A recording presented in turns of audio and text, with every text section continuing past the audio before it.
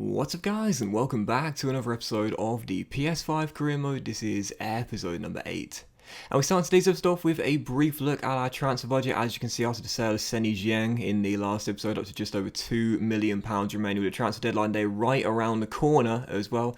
We have talked about reinvesting the money we've got, but in terms of sales, I don't plan to let anyone else go from this team. We had a bid for Bright Osei Samuel a day after I loaded the save up. £13 million from Fenerbahce, the biggest bid we've had in this series so far, and I'd probably say justified as well. I know since he came back from the injury, he's not been quite himself yet, but other than that, he's been one of our players of the season. 77 rated, still in his early 20s, but we said to the Turkish side, absolutely no way. Bright is staying here. That's a lot of money. Like, we could really rebuild and transform this squad of 13 million, but Bright to me is worth more than the money. And of course, as we know, with Jeff Cameron now dropping to reserves with his deal going through at the end of the season, so he'll join Norwich. Bright is now sort of like our temporary captain as well, so now I've given him the armband, I'm not going to sell him as well.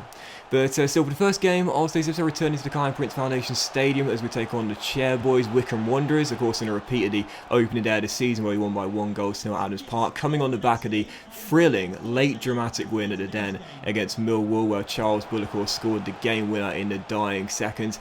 One of those games where we created loads of chances, but the finishing was really poor. 30 minutes to go, once again another golden chance. Bright going for goal, Allsop turned it behind for a corner, just could not break the deadlock despite hammering Wycombe all game long. But with 2 minutes to go, Lyndon Dykes holds it up, rolls it through to the kid who does it once again. Can you believe it? 1 minute and 13 seconds of normal time to play, and it's 2 game winners in 2 games for 17-year-old Charles Bull.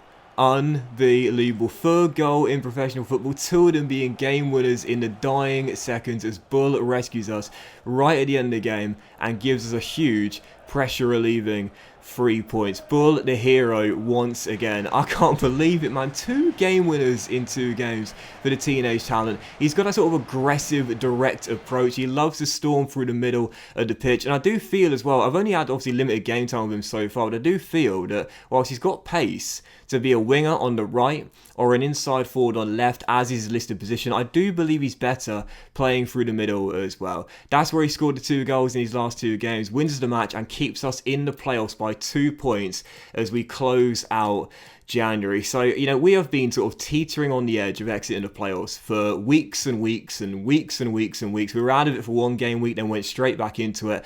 It is going to be so hard with 15 games to go to remain in there, with the teams below us barely slipping up. We're just about getting away with it at the moment, but for now, we remain in a playoff place in 6th place. Question is, can we stay in there between now and the end of this season? But so still falling out, it's time for transfer deadline day as we saw one of our youngsters that returned from loan to Shane Darling. Our contract at the end of the season doesn't seem to have much potential, and I decided to try and bring in a player on transfer deadline day as well, and he's someone I've had my eye on since the series began. His name is Andy Rinamonta. He is a holding midfielder at Reading, but really a very versatile player. And you would have seen as I run through the stats there, he had medium-high work rates, he's got 87 stamina, and he's my sort of player. Team player and solid player traits, exactly what I absolutely love. And I asked Reading if they would want Tom Carroll, whose contract is upcoming at the end of the season, but has been a regular in our team this year, plus $1.5 million as well. And the Royals said yes, so long as we include a sell-on clause as part of the deal as well. They wanted 15%, I negotiated down to 10%, and as you'll see, Reading agreed terms for what I thought would be quite a mutually beneficial deal for both clubs. You know, Andy is a step up from Tom, there's no denying that. He's a few years younger as well, but Rinamonta only has 1.5 years left on his contract as well. So Reading know if they're cashing on him now, they'll get a better return than in the summer, or possibly next January lose him for free. And they're also getting a player with Premier League experience that they'll be able to keep hold of for many years as well. Tom Carroll, I've been debating whether to give him a contract or not. I was probably going to do so if Reading turned down this swap deal, but because they accepted, I was fine letting him go to the Medeski Stadium, and we'll bring Andy here as a swap plus cash deal. And Andy joins on a 10 grand a week 5-year deal with a 50 grand sign-on bonus and signs for us on transfer deadline day. And you might have noticed there as well, his wages, he was fine taking a wage cut to come to the club. He was on like 8 grand and he wanted about 5.5. But as we're trying to do this series, kind of realistically, I didn't think that would be realistic for him to take a pay cut. Regardless, Andy's in. You saw his key stats there. He's all about about the physicality. He's quick, he's really strong, and again, the solid player and team player traits as well. He seems like a really, really versatile player. Could play holding mid, centre mid, right back. I'd probably say right mid as well, to be honest, in this team, although really, I think holding mid would be his best position. And as Carroll goes to the Medeski Stadium, he's done well in this season for us, but with contract coming the end of the year, I was debating whether to give him a contract or not. In the late 20s, not going to get any better. I think that was a really good deal for both parties. You know, Reading get a decent amount of money. There's a sell-on clause on a player that they've just sold. He's got a pretty high ceiling, and they're getting a player with Premier League experience in Tom Carroll as well. So yeah, I think both teams did really well there to negotiate that deal, and both came off pretty good come the end of it. So that was it for transfer deadline day. I did take a brief look at our scouts as we had yet another bid for Charles Bull, and I was like, just stop. Like, I'm not selling this guy. So I blocked off as the teenage wonder kid stays with us. But yeah, the signing coming in of Andrew Inamotta, and of course the sale of Deshane Darling, the youngster that came back from loan, who doesn't really have any potential, to be honest. The only things we did on transfer deadline day is he once again, as deadline day would end, training injury for Bright Say Samuel, just a 7-day injury though for our sort of new temporary captain, if you will, and also a scouting update and an academy update as we enter February too. And I must say, you know, I'm really liking, you know, just to break away from the immersion, I'm really liking how we're doing this current at the moment. It is very realistic, but also we're doing things quite slowly.